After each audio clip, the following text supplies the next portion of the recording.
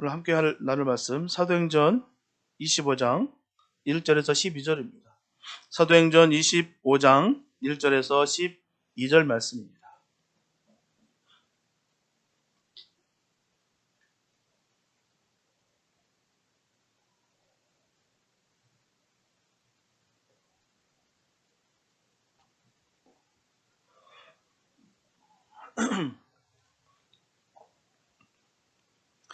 사도행전 25장 1절에서 12절 말씀입니다. 주님께 한 말씀 공독해 올립니다. 베스도가 도임한 지 3일 후에 가이사랴에서 예루살렘으로 올라가니 대제사장들과 유대인 중 높은 사람들이 바울을 고소할세 베스도의 호의로 바울을 예루살렘으로 옮겨보내기를 청하니 이는 길에 매복하였다가 그를 죽이고자 함이라. 베스도가 대답하여 바울이 가이사랴에 구류된 것과 자기도 미국에 떠나갈 것을 말하고 또 가로되 너희 중 유력한 자들은 나와 함께 내려가서 그 사람에게 만일 옳지 아니한 일이 있거든 송사하라 하니라. 베스도가 그들 가운데서 8일 혹 10일을 지낸 후 가이사랴로 내려가서 이튿날 재판 자리에 앉고 바울을 데려오라 명하니 그가 나오매 예루살렘에서 내려온 유대인들이 둘러서서 여러 가지 중대한 사건으로 송사하되 능히 증명하지 못한지라. 바울이 변명하여 가로되 유대인의 율법이나 성전이나 가이사에게나 내가 도무지 죄를 범하지 아니하노라 하니 베스도가 유대인의 마음을 얻고자 하여 바울더러 묻되 내가 예루살렘에 올라가서 이 사건에 대하여 내 앞에서 신문을 받으려느냐. 바울이 가로되 내가 가이사의 재판 자리 앞에 있었으니 마땅히 거기서 신문을 받을 것이라. 당신도 잘 아시는 바에 내가 유대인들에게 불의를 행한 일이 없나이다. 만일 내가 불의를 행하여 무슨 사죄를 범하였으면 죽기를 사양치 아니할 것이나 만일 이 사람들의 나를 송사하는 것이 다 사실이 아니면 누구든지 나를 그들에게 내어줄 수 없삼나이다. 내가 가이사께 호소하노라 한데 베스도가 배석자들과 상의하고 가로되 네가 가이사에게 호소하였으니 가이사에게 갈 것이라 하니라. 오늘 본문은 새로운 총독 베스도의 부임을 기회로 사도 바울을 살해하라는 음모를 시도한 예루살렘 당국자들의 계략이 허사로 돌아간 사실을 기록한 내용입니다. 벨릭스의 후임으로 제12대 유대 총독으로 부임한 이 베스도는 부임한 지 3일 후에 초도 순시차 가이사랴에서부터 예루살렘에 올라가서 유대인 지도자들을 만났습니다. 이 자리에서 대제사장들과 장로들은 가이사랴에 구금되어 있는 그 사도 바울을 예루살렘으로 옮겨 재판해 줄 것을 요청했어요. 때는 이미 소유죄와 율법을 해방하는 그 이단죄와 성전 모독죄에 올가매를 쓴 사도 바울의 제사장의 고소를 위해서 지금 가이사랴 총독 관저에 지금 2년 동안 지금 감금되어 있었습니다. 이러한 때 이들이 이러한 것을 요구한 것은 예루살렘으로 옮겨 재판하게 함으로써 가이사랴에서 예루살렘으로 옮겨질 때 매복했다가 사도 바울을 죽이기 위함이었다는 것입니다. 그러나 베스도는 이를 거절하고 8일이나 혹은 10일 후에 가이사랴로 내려가는 길로 재판을 재결합니다. 유대인의 지독한 종교적인 편견이나 습성을 잘 알지 못하는 이 베스도의 총독이 종교 문제를 다루어야 하는 재판석에 앉게 되는 거예요. 사실 이 재판은 사도 바울에 대한 살인 공모 현장이나 다름이 없습니다. 그러나 사도 바울은 복음 전파에 대한 열정과 하나님을 신뢰하는 믿음으로 말미암아 담대하게 대처합니다. 오늘 본문을 통해서 사도 바울은 왜 가이사에게 상소했으며 성도들의 삶에는 항상 주님의 동행과 보호하심이 있다는 진리를 이제 다시 한번 확인하는 시간이 되었으면 참 좋겠습니다. 첫째, 사명의 완성은 주님께서 하십니다. 본문 1절에 보게 되면 베스도가 도임한 지 3일 후에 가이사랴에서 예루살렘으로 올라가니라고 말씀하고 있어요. 드디어 신임 총독 베스도가 유대제망 총독으로 부임했습니다. 그는 부패 파직당한 전임 총독 벨릭스와는 전혀 다른 사람이에요. 행정력, 판단력, 지도력 모든 면에 대해서 월등하게 뛰어난 사람이었습니다. 그는 가이사랴에 도착한 뒤에 가장 먼저 예루살렘을 방문했어요. 이는 자신의 관할 지역 내에서 가장 중요한 도시였던 이 예루살렘을 현지 시찰을 위함이었다는 것이죠. 본문에서 3일 후라는 것은 3일째를 가리키는 유대식 표현입니다. 유대인의 날짜 계산법에 따르면 총독 베스도가 가이사랴에 도착한 날이 첫째 날이고 이튿날은 둘째 날이고 그 다음 날이 3일째가 됩니다. 즉 가이사랴에 도착한 신임 총독 베스도는 이튿날 하루만 딱 쉬고 예루살렘 현지 시찰에 나선 거예요. 제국의 수도 로마에서 이 가이사랴까지의 거리는 상당히 멉니다. 약 2240km나 되는 거리예요. 참으로 긴 거리입니다. 당시에는 요즘처럼 교통수단이 발달되지 않았어요. 차가 있는 것도 아니고 기차가 있는 것도 아니고 비행기가 있는 것도 아닙니다. 유일하게 빨리 운행할 수 있는 것이 배예요. 2240km의 거리라면 당시 범선으로 최소한 열흘 이상 지중해를 건너야 되는 것입니다. 로마 황제의 명을 받은 베스도는 로마에서 이 가이사랴까지 당시 범선으로 최소한 열흘 이상 지중해를 횡단해서 지금 도착한 거예요. 결국 편할 리 없는 여행길이었습니다. 하지만 가이사랴에 도착한 베스도는 이튿날 단 하루만 딱 쉬고 곧장 가이사랴에서 104km 이상 떨어진 바로 예루살렘 현지 시찰에 나선 거예요. 그 먼 거리를 왔는데도 불구하고 딱 하루만 쉬고 다시 104km 갔다. 베스도 총독이 가이사랴로 부임한 지 3일 만에 예루살렘으로 간 것은 그가 근면성실한 공무원임을 입증하는 것입니다. 참 이런 공무원들만 있었으면 참 좋겠어요. 특별히 이 미국 같은 경우는 참 공무원들이 한국 공무원들과 다릅니다. 이를테면 DMV는요 참 악명 높습니다. 오죽하면 애니메이션에서도 표현이 됐어요. 늘보 원숭이가 천천히 일하는 게 그대로 표현합니다. 그 정도로 DMV가 참 다른 부서도 마찬가지지만 특별히 DMV는 참 악명 높아요. 한국은 다릅니다. 한국에서 똑같이 이런 일이 벌어지면 폭동이 일어날 거예요. 한국은 정말 빠릅니다.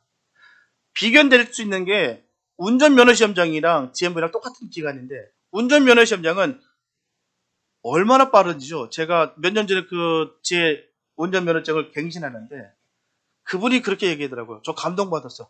손님 5분 기다려야 되는데 괜찮겠습니까? 얼마나 감동받았던지요. 5분이 아니라 50분도 기다릴 수 있습니다. 속마음으로요. 정말 문을 열고 나오는 데까지가 20분도 안 걸렸어요. 미국에서는 있을 수도 없는 일입니다. 모든 공무원들이 참 이랬으면 참 좋겠는데 참 그렇게 되기가 쉽지 않습니다. 이 베스도는 참 듬직한 사람이에요. 듬직한 사람은 누구나 좋아합니다. 참 그런데 쉽지 않아요. 듬직한다는 것이요. 우리 주변에 이렇게 신실한 사람이 있다면 너무나 좋다는 것입니다. 듬직한 사람, 뺀질뺀질하고 말도 안 되는 사람보다는 듬직한 사람이 훨씬 좋지 않겠습니까? 교회 안에도 이런 분들이 있다는 것은 희망이 있는 교회라는 거예요. 그래서 우리 교회는 희망이 있습니다. 이런 듬직한 분들이 계세요. 숫자와 크게 상관없습니다. 누가 뭐래도 상관없습니다. 우리 교회는 그런 듬직한 분들이 많습니다. 누가 시켜서도 아닌 본인들의 자발적으로 기도의 자리에 또한 철야의 자리에 또한 예배의 자리에 또한 봉사의 자리에 그렇게 임한다는 것입니다. 누가 시켜서 강요해서 하는 것은 봉사도 아니고 사명도 아닙니다. 내가 기쁨으로 범사의 은혜 가운데 하는 것이 봉사고 헌신이에요. 이런 일들을 하는 우리 교회가 저는 참으로 좋습니다. 본문 2절에 보게 되면 대제사장들과 유대인 중 높은 사람들이 바울을 고소할세라고 말씀하고 있어요. 하나님께서는 무능하고 탐욕적인 이 벨릭스 대신에 이제는 베스도를 총독으로 보내셔서 사도 바울의 사명의 여로를 원활히 열어주신 거예요. 그와 같은 하나님의 섭리에 무지한 이 대제사장들과 유대인들은 새 총독 부임을 정치적인 호기로 삼아서 바울을 고소하는 거예요. 이용해 보겠다는 것이죠. 정치적인 영향력을 통해서 지금 사도 바울을 제거하는데 사용하겠다는 거예요. 분명한 사실은요, 교회는 세상 정치로 운영되는 것이 아닙니다. 우리 꼭 기억하시기 바랍니다. 세상의 것으로 교회를 다스리는 것이 아니. 어찌 보면 세상적인 지혜를 바라볼 때 답답할 때 많을 수 있어요. 참 어리석은 부분도 없지 않아 있을 수 있습니다. 그런데도 불구하고 세상의 것으로 교회는 정치되는 것이 아닙니다. 오직 하나님의 법으로 운영되어야 되는 거예요. 그렇다고 해서 상식을 무시해도 된다는 것은 아닙니다. 함부로 내가 해도 된다는 것이 아니에요. 성경은 지극히 상식적이기 때문입니다. 오히려 주님의 법을 따르지 않아서 문제가 발생되는 거예요. 주님의 법을 잘 보십시오. 편법해도 된다, 거짓말해도 된다, 속여도 된다라는 말이 있는지요? 없습니다. 가장 정직하게, 정확하게, 투명하게, 바르게 하라고 분명히 되어 있고요. 하나님은 정의로우시고 공의로우시기 때문에 하나님의 법대로 하는 것입니다. 내가 무엇인가를 얻기 위해서 속이고 감추고 거짓하는 것은 결코 주님의 법이 아닙니다. 분명히 세상과 교회는 다르다는 것을 우리는 잊어서는 안 돼요. 세상은 복음을 전하는 대상이 될 수 있다는 것입니다. 행여나 적대시하고 무시하면 안 됩니다. 주님의 사랑으로 나누고 섬기고 복음을 선포하는 곳이 세상입니다. 영향력을 가지고 정치적인 힘을 갖고 세상을 흔들어서도 안 되고요. 또한 세상이 우리 교회를 흔들어서도 안 됩니다. 우리는 늘 주님 안에서 바로 서야 되는 거예요. 그러나 정치적인 야망과 또한 자신들의 그 이권을 위해서 모든 것이 눈이 가려졌다는 거예요. 본문 3절에 보면 베스드의 호의로 바울을 예루살렘으로 옮겨보내기를 정하니 이는 길에 매복하였다가 그를 죽이고자 합니다. 뜻이 명확합니다. 대제사장들과 장로들은 이 신임 총독 베스도에게 그가 예루살렘에 체류하고 있는 지금 사도 바울을 예루살렘으로 이동시켜서 예루살렘에서 재판해 주기를 요청합니다. 하지만 그 이유가 너무나 끔찍하다는 것이죠. 대제사장들과 장로들은 유대사회 최상위 계층에 속한 사람입니다. 최고 엘리트 집단이에요. 배울 만큼 배웠고 가진 것만큼 가졌고 명예, 부를 다 갖고 있는 사람들이라는 것입니다. 그러나 그들은 총독 베스도와의 첫 대면에서 체면이나 채통은 전혀 아랑곳하지 않았다는 것입니다. 그들의 목표는 오직 사도 바울 제거예요. 저 사도 바울만 제거되면 된다는 거예요. 체면도 없고 명분도 없고 아무것도 필요 없습니다. 그냥 저 물건만 치우는 거예요. 저 사도 바울만 없애는 거예요. 인간의 도리도 없고요. 의도 없고 정의도 없고 의리도 없고 아무것도 없습니다. 이는 사내들인의 법으로나 아닌 로마의 법으로는 도저히 사도 바울을 사형시킬 만한 구실을 전혀 찾지 못하자 생각해낸 것이 바로 이 악이라는 것입니다. 유대교의 지도자들은 이처럼 신임 총독의 부임 기회를 유대 민족의 번영과 유익을 위해서 선용하려는 생각은 추도 하지 않았다는 거예요.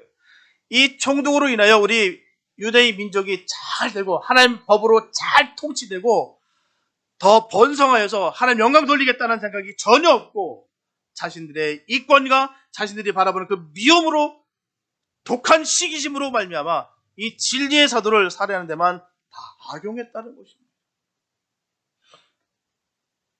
불법과 거짓이 아무렇지 않게 사용됐다는 거예요. 분명하게 하나님의 사람들은 편법과 불법과 거짓은 절대로 사용해서도 안 되고요. 또한 묵인해서도 안 됩니다. 세상과 다른 부분은 이 부분이에요. 세상은 적당히 그래도 됩니다. 적당히 속여서 적당히 숨겨서 어쨌든 그렇게 운영들 합니다. 그러나 세상과 다른 부분이 이 말이라는 것이죠. 적당히 숨겨서가 아닙니다. 투명하게 어렵더라도 힘들더라도 바르게 명확하게 주의 뜻을 따라서 행하는 것이 교회라는 거예요. 세상은 결과에 늘 집중합니다. 하지만 교회는 과정과 결과가 선회되는 거예요. 비록 결과가 우리 생각대로 되지 않아도 의미와 뜻이 좋아야 된다는 것입니다. 우리는 하나님께서 왜 택하신 선민들을 이렇게 외면하시고 이방인들을 복음의 주역으로 삼으실 수밖에 없었는지를 잘 알 수가 있습니다. 그들을 기대할 수가 없게 되었기 때문입니다. 기대할 수 없는 정도가 아니라 그 타락은 세속의 타락보다도 더 냄새나고 더 썩었다는 거예요. 교회의 타락은 이처럼 무섭습니다. 그러면 우리는 교회의 순수성 유지를 위해서 끊임없이 노력해야 됩니다. 인간은 스스로를 개척해야 돼요. 개혁이 멈추는 순간 우린 모두 죽은 존재가 되는 거예요. 사는 사람과 죽은 사람은 다릅니다. 영적으로 산 것과 영적으로 죽은 것은 또 다르다는 거예요. 우리는 사는 사람입니다. 산 사람답게 살아야 되는 거예요. 새 생명을 받았기 때문에 새 생명 받은 사람들의 모습처럼 살아가야 되는 것입니다. 썩은 내가 풀풀 나고 악과 독이 꽉 차 있는 것이 어떻게 살아있다라고 얘기할 수가 있겠습니까? 새 생명을 받았다고 얘기할 수가 있겠어요? 새 생명을 받았으면, 주님이 내 안에 가득 찼다면 그리스도의 향기가 드러나야 되는 거예요. 우리는 그런 삶 살아가야 될 줄로 축복합니다. 늘 언제라도 주님의 향기가 풀풀 풍기는 복된 삶 되시길 예수 여러분 축복합니다. 그게 새 생명 받은 삶의 모습인 거예요. 우리 얼마나 많이 교육받았습니까? 얼마나 많이 했습니까? 새 생명에 대해서. 그 본 뜻을 바로 새기시고 바로 아시기 바랍니다. 새 생명 받은 것에 늘 감사가 있기를 축복합니다. 새 생명을 받아야 구원받는 거예요. 새 생명을 받았기 때문에 우리가 하나님 자녀가 된 것입니다. 새 생명을 받았기 때문에 우리가 주님을 믿을 수 있는 거예요. 새 생명을 받지 못했기 때문에 우리가 주님을 믿지 못했기 때문에 우리가 구원받지 못하는 것입니다. 죄가 많아서가 아니에요. 죄는요, 상대적인 거예요. 하나님 보시기에 우리를 의롭다 여겨주시면 의로운 것입니다. 우리가 주님을 온전히 시인함으로 말미암아 우리가 그렇게 될 수 있다는 것이죠. 우리는 결코 멈출 수 없습니다. 계속해서 새 생명을 받은 산 사람으로 계속해서 점진하여 나가야 될 줄로 믿습니다. 보면 4절과 5절에 보면 베스도가 대답하여 바울이 가이사라에 구류된 것과 자기도 미국에 떠나갈 것을 말하고 또 가로되 너희 중 유력한 자들은 나와 함께 내려가서 그 사람에게 말해 옳지 아니한 일이 있거든 송사라니라. 신임 총독 베스도는 그와 같은 유대인들의 청원을 이런 자에 거절했어요. 그 이유는 첫째, 그는 지혜로운 정치인이었기 때문이에요. 베스도는 사도 바울이 무죄한 사람임을 이미 알고 있었습니다. 그리고 그와 같은 무죄한 사람을 예루살렘으로 보내달라는 요청에 배우는 분명히 모종의 음모가 도사하고 있음을 그가 알았다는 거예요. 그러므로 그는 이 요청을 거절합니다. 둘째, 그는 법을 존중하는 정치인이었어요. 그는 사도 바울이 가이사랴 법정에 판결 밑에 있다는 사실을 유대인들에게 명확히 보였습니다. 분명한 사실은 어차피 당신들은 로마의 식민지 사람들이야. 그 뜻을 전하는 것입니다. 그러면 로마의 권위에 복종하라는 거예요. 그 법에 따라서 행하라는 것입니다. 게다가 사도 바울은 로마 시병권자로서 마땅히 로마법의 보호를 받아야 할 권리가 있음도 잘 알았습니다. 2년 전 하나님께서는 사도 바울에게 나의 일을 로마에서도 증거해야 하리라 하셨습니다. 그러므로 그 뜻을 방해할 자는 아무도 없어요. 하나님께서 세우시면 막을 자가 없습니다. 어느 누구도 그 길을 가로막을 자가 없다는 거예요. 그 길을 막는 자가 박살납니다. 무서운 거예요. 리빙스톤 선교사는 사명자는 결코 죽지 않는다. 내가 죽고 싶어도 죽지 않습니다. 사명이 남아있으면 아직 죽을 수가 없어요. 주님께서 하시는 거예요. 주님께서 인도하시는 것입니다. 무엇보다 하나님께 인정받는 삶을 살아가는 것이 가장 중요한 것입니다. 아무리 강한 공격이 있어도요, 주님께서 막아주시면 그 어떤 공격도 다 무산되고 맙니다. 그 주님을 믿으시기 바랍니다. 주님만 의지하시기 바랍니다. 그 전지전능하신 그 주님, 살아 역사하시는 그 주님을 믿으시고 신뢰하시고 의지하여 늘 승리하는 우리가 되시길 축복합니다. 주님과 함께하는 것이 승리하는 길이에요. 그래서 주님의 사람들은 가장 상식적이고 가장 선한 방법으로 문제를 접근하고 해결해야 되는 것이죠. 왜요? 주님은 선하시고 인자시고 사랑이시기 때문입니다. 공의로우시고 정의로우시기 때문입니다. 거짓이 하나도 없으신 분들이라는 사실입니다. 없으신 분이십니다. 그래서 우리는 주님의 방법으로 해야 주님께서 역사하신다는 사실을 꼭 기억하시기 바랍니다. 주님께서 역사하시면 문제가 문제되지 않습니다. 이제 사도 바울은 로마로 가는 길만 남았어요. 왜요? 하나님께서 작정하셨고 길을 열어주셨기 때문입니다. 성도들의 사명과 소망을 사멸시킬 수 있는 세력은 이 세상에는 전혀 없습니다. 따라서 성도는 하나님의 뜻에 부응하여 사명 완수를 위해 전력을 기울여야 될 줄 믿습니다. 둘째, 악은 잔인합니다. 본문 6절에 보면 베스도가 그들 가운데서 8일 혹 10일을 지낸 후 가이사랴로 내려가서 이튿날 재판자리에 앉고 바울을 데려오라 명하니라고 말씀한 것이에요. 베스도 총독은 예루살렘에서 머물고 가이사랴로 되돌아갔어요. 오가는 날수를 다 합치면 열흘이 소요된 예루살렘 현지 시찰이었습니다. 새로운 임지 부임한 총독들이 자기 관할 지역의 첫 현지 시찰을 나설 경우에는 흔히 호합한 그렇게 접대를 받느라 정신이 없습니다. 많은 날이 소요될 수밖에 없다는 것이죠. 당시의 관례에 비춰보게 된다면 지금 이 베리스도의 총독이 행하는 모든 일들은 불과 열흘 만에 이 예루살렘 현지 시차를 끝낸 것은 매우 이례적인 일이었습니다. 모든 것을 다 건너뛰고 그 호압반 접대를 다 거부하고 오로지 자기 맡은 바 일에 충성을 다했다는 그 뜻입니다. 베리스도 총독의 성실성을 잘 보여준 한 단면이에요. 베리스도 총독이 가이사랴로 귀임할 때 대제사장 무리역지 총독과 함께 예루살렘에서 104km나 떨어진 이 가이사랴로 함께 동행했습니다. 목적은 오직 하나. 베리스도 총독의 제안대로 그곳의 법정에서 사도 바울을 고발하기 위함이었다는 것입니다. 가이사랴에 도착한 베리스도 총독은 이튿날 곧장 재판석에 앉아서 사도 바울을 호출합니다. 유대인들의 율법적인 편견은 자기들과 조금이라도 다른 그것 또한 행위도 용납하지 않는 것이었어요. 예수님께서도 이 극렬한 송사에서 십자가에 달리셨고요. 스데반도 이 송사에 의해서 돌에 맞아 순교했습니다. 이제 유대인들은 종교적으로 문외한인 바로 이 베리스도 총독에게 법정을 통해 살인을 인정받으려는 그악한 송사를 하게 되었다는 것입니다. 이처럼 유대인들은 지금까지 율법에 맨 종교를 유지하기 위해서 많은 정직한 사람들을 교묘한 방법으로 정당성을 가장해서 죽게 했다는 거예요. 거짓 명분을 씌워서 그렇게 죽게 했다는 거예요. 그게 무섭습니다. 거짓으로 명분을 세우는 것. 이제 똑같은 방법으로 또 한 사람, 사도 바울의 생명을 노리는 송사가 베풀어지고 있는 거예요. 예전이나 지금이나 앞으로 똑같습니다. 이렇게 명분, 거짓된 교묘한 방법으로 정당성을 가장한 방법으로 그렇게 사람을 해야 한다는 것. 이 치사한 방법은 예전이나 지금이나 앞으로 똑같이 있다는 것이에요. 본문 7절에 보게 되면 그가 나오매 예루살렘에서 내려온 유대인들이 둘러서서 여러 가지 중대한 사건으로 송사하되 능히 증명하지 못한지라.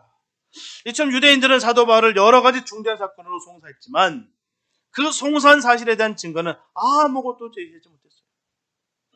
왜냐하면 유대인들이 송사하는 것은 그들의 율법적 판단에 의한 것들 뿐이었기 때문입니다. 그래서 유대인들은 자신들의 송사조차 능히 증명해내지 못하고 있어요. 없는 것을 만들라니 그게 생기겠습니까? 그리고 여기서 우리는 불법과 거짓은 시간이 흐르면 반드시 드러나게 되어 있다는 사실을 깨닫습니다. 거짓은요, 진실을 절대로 이길 수 없습니다. 순간은 이기는 것 같으나 절대로 거짓은 진실을 이길 수 없습니다. 성도의 당당함은 진실함이고요. 그 진실함 가운데 주님이 역사하십니다. 거짓 없이 투명하고 진실되면 주님께서 신원하신다는 거예요. 이 사실을 꼭 기억하시기 바랍니다. 분명히 주님께서 신원하신다는 거예요. 거짓이 없고 투명합니다. 그런 믿음으로 늘 승리해야 될 줄 믿습니다. 성도의 자존심이에요. 성도가 뭔가 숨기고 감추고 거짓만 하면 되겠습니까? 성도인데, 하나님 자녀인데, 내가 좀 불편을 당하더라도, 내가 좀 손해를 본다 할지라도 정직해야죠. 그 정직함 속에 승리하는 거예요. 모험 당하는 것, 음해를 당하는 것 절대로 두려워하지 마시기 바랍니다. 거짓되지 않고 성경대로 행하면 발목을 잡히지 않습니다. 주님 뜻대로 사시기 바랍니다. 주님이 치우시고 주님께서 갚아주시고 주님께서 신원하십니다. 우리는 살아 역사하시는 주님을 믿는 거예요. 관념적인 하나님, 죽은 하나님을 믿는 것이 아니라 살아계신 하나님을 믿는 것입니다. 살아계신 하나님을 믿기 때문에 우리는 당당하게 거짓 없이 그렇게 살아야 되는 거예요. 그러면 주님께서 역사하시고 반드시 인도하십니다. 본문 8절에 보면 바울이 변명하여 가로되 유대인의 율법이나 성전이나 가이사에게나 내가 도무지 죄를 범하지 아니하노라 하니 라고 말씀하고 있어요. 사도 바울은 유대인들의 송사가 끝난 후에 그 송사에 대해 자신을 변론하고 있습니다. 사도 바울은 자신이 그들의 주장대로 율법을 폐하려 하지도 않았고 성전에서도 결례를 따랐고 가이사에 대해서도 무죄하다라고 말하는 것입니다. 살인적인 분위기가 법정에 이면에 흐르고 있었지만 사도 바울은 담대하게 자신을 변한 것입니다. 오늘날은 거짓과 불의가 당당하게 거리를 활보하는 시대입니다. 그것은 정직하고 선한 양심이 침묵하기 때문이에요. 선지자들은 시대의 죄악을 인하여 애통하였고요. 필요할 땐 불의를 책망하고 지적했어요. 성도는 사사로운 것은 다 양보할 수 있습니다. 아니, 반드시 양보를 해야 됩니다. 하지만 진리에 대해서는 목숨을 걸고 지키고 전해야 되는 거예요. 우리가 아무리 손해를 보고 불편한 일이 생긴다 할지라도 우리는 성도로서 절대로 위축되지 않고 담대하게 당당하게 진리를 전하고 진리를 지켜야 될 줄 믿습니다. 언제나 사단의 영적인 공격을 받게 될 것을 잊지 마시기 바랍니다. 하지만 악은 반드시 주님의 능력으로 박살날 것이며 우리는 반드시 승리할 것입니다. 늘 이 믿음을 가지시고 거룩한 주님의 방법으로 악을 이겨 늘 승리하게 되시기를 예수님의 이름으로 축복합니다. 셋째, 권리를 지킬 줄을 알아야 됩니다. 본문 9절에 보면 베스도가 유대인의 마음을 얻고자 하여 바울더러 묻되 네가 예루살렘에 올라가서 이 사건에 대하여 내 앞에서 신문을 받으려느냐. 사도 바울의 확고한 진술을 들은 베스도 총독은 사도 바울에게 예루살렘으로 올라가서 자신의 입회하에 사내들인 공회의 재판을 받을 의사가 있느냐고 지금 묻고 있습니다. 이 뜻은 전임 총독 벨릭스처럼 비굴하게 단지 유대인들의 환심을 사기 위한 목적으로 던진 질문이 아닙니다. 만약 그렇다고 한다면 사도 바울의 의사를 물어볼 필요도 없다는 거예요. 그가 예루살렘 선지 시찰 중일 때에 사도 바울을 예루살렘을 이송시켜달라는 그 대제사장들 그 무리의 그 요청을 들어줬을 거예요. 사도 바울을 그냥 예루살렘의 사내들의 공에 그냥 넘겨버렸을 것이다 라는 것입니다. 베스도 총독은 사도 바울의 단언 진술을 듣고서 사도 바울이 자신의 제안을 받아들이지 않을 것임을 이미 알았어요. 그래서 결국 그의 의도는 로마의 시민권을 가지고 있던 사도 바울 그 자신의 권리를 잘 이용하는 권유에 가깝다는 거예요.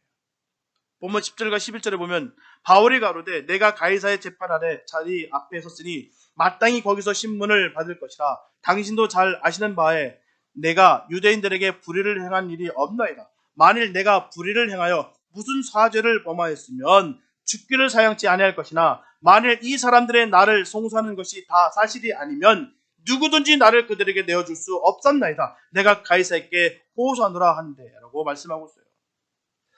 이렇게 사도 바울이 그의 송사를 가이사에게 상소한다고 한 것은 그가 로마 시민권을 가지고 있었기 때문입니다.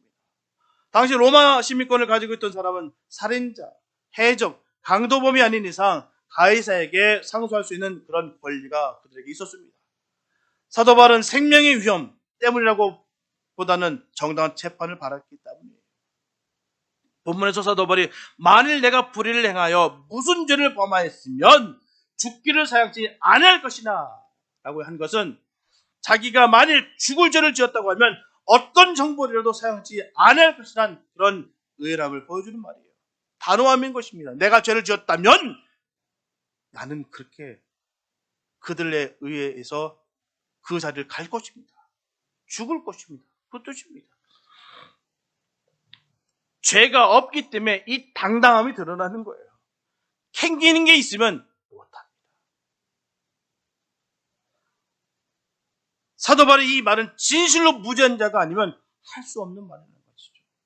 그가 총독에게 요구한 것은 이처럼 동정이 아니라 정당한 재판이었어요. 만방에 드러난 누구나 다한 투명한 그 재판을 요구하는 거예요. 그런데 그 양심이 무죄를 확신하고 있었기 때문에 재판만 정당하게 진행된다면 그의 무죄는 틀림없다고 믿고 있었던 거예요.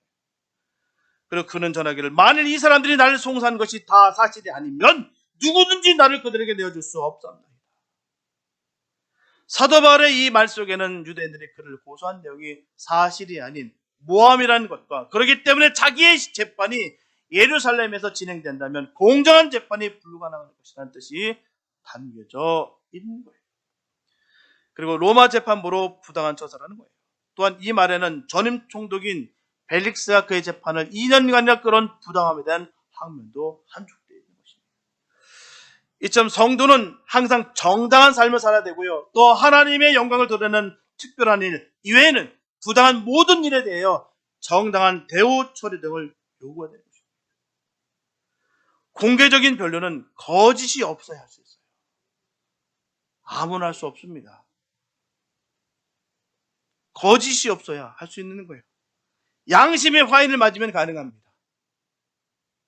정말 공개적인 변론은 거짓이 없어야 할 수 있는, 캥기는 게 없어야 할 수 있습니다. 숨기는 게 없어야 됩니다. 거짓이 없어야 할 수 있는 거예요. 보면 12절에 보면 베스도가 배석자들과 상의하고 가로되 네가 가이사에게 호소하였으니 가이사에게 갈 것이라 하니라 말씀하고 있습니다. 결국 가이사에게 상소한 사도 바울의 요청은 재판부에 의해서 받아들여졌어요. 그것은 하나님의 섭리가 그렇게 결정되도록 한 거예요. 사도 바울의 유능하고 말을 잘해서 된 것이 아니라 하나님께서 그렇게 길을 열어주셨던 것이죠. 하나님께서 세우셨기 때문에 가능한 것입니다. 사도 바울은 로마에 가서 복음을 전했기 때문이에요.